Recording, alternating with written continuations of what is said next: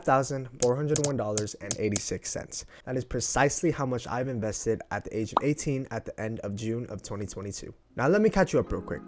I turned 18 in September of 2021.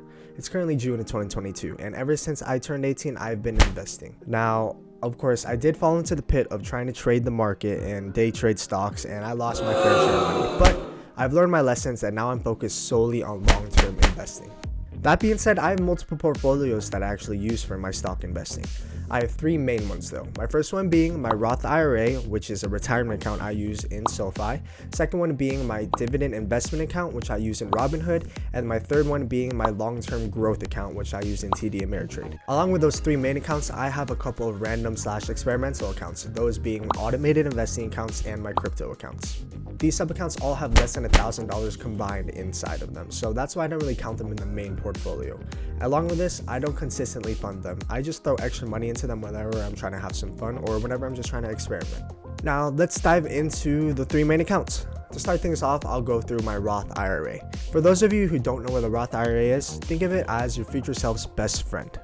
A Roth IRA is a type of retirement account. Now wait, I know what you're thinking. Retirement? I don't have to worry about that stuff now. I'm young. I can worry about it later in life. I have so much time. If you're new to investing, this is probably your mindset. And I know it was mine when I first started investing, so no need to worry. The thing is, because we're young, we have so much more time to start investing. And the earlier you start, the more money you'll have in the end. But let's not get too off track. If you're interested in Roth IRAs or different types of retirement accounts, go take a look at my channel. I'll be uploading more videos soon going more into detail about these types of accounts. Now, I take full advantage of the Roth IRA tax benefits. Unfortunately, they only allow us to deposit $6,000 per year. So, I dollar cost average $500 per month into this account. In this account, I'm fully consistent growth focused. So rather than investing into individual stocks or bonds, I invest into the broad market index funds. The three main ones I hold in my account are VU, which tracks the S&P 500, BTI, which tracks the total market, and QQQ, which tracks the NASDAQ.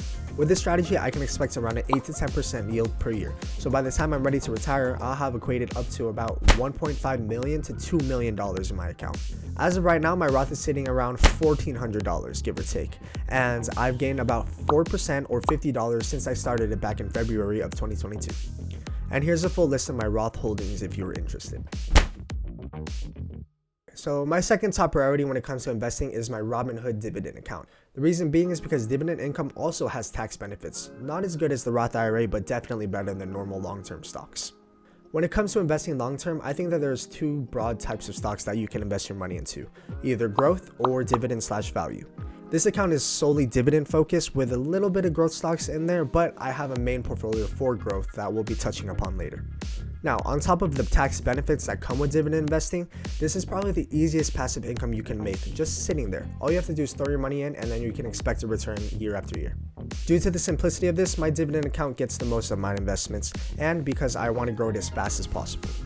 If this little break got you interested into dividend investing, keep updated with my channel. I'll be uploading videos in the future to break down further how they work.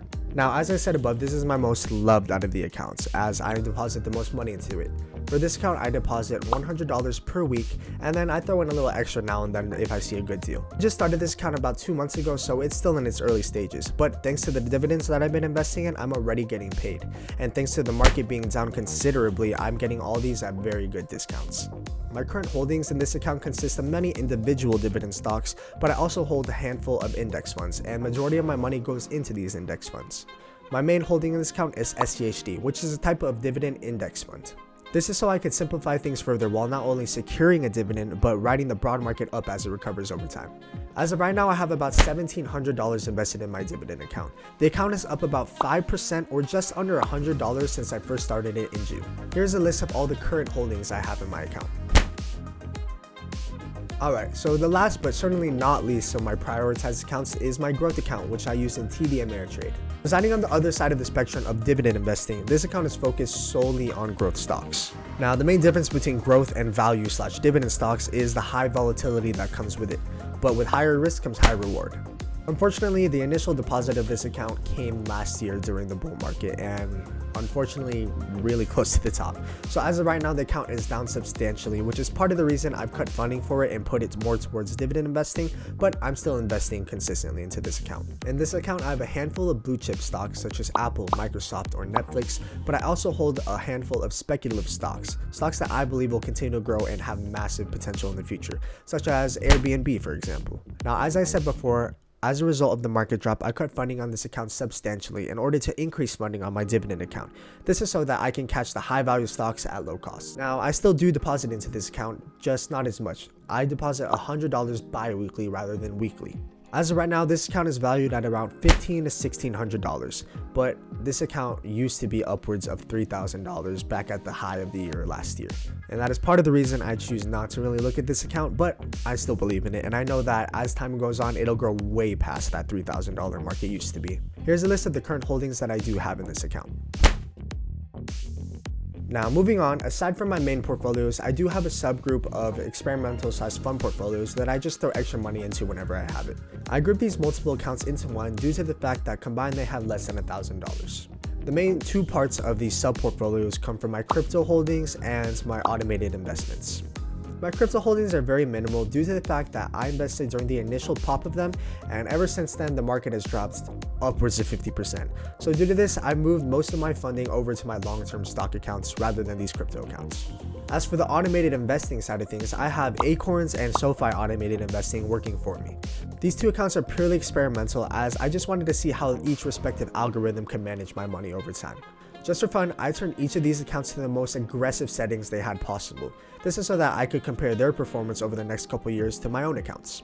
My Acorns, I only deposit $5 per week, and my Sofi, I deposit just any extra money that I have coming in. As of right now, the two automated investing accounts only have around $500 to $600 split between themselves. Currently, my Acorns account is down about 3.66% since I started it back in October of 2021. And for my Sofi, it's down around 1.78% since I started it back in December of 2021. And neither of these are bad returns considering the market performance over the last 6 months and the fact that I have them on the most aggressive setting, which is also considered the most volatile. So yeah, that's my portfolio as of the end of July 2022. All $5,401.86 of it.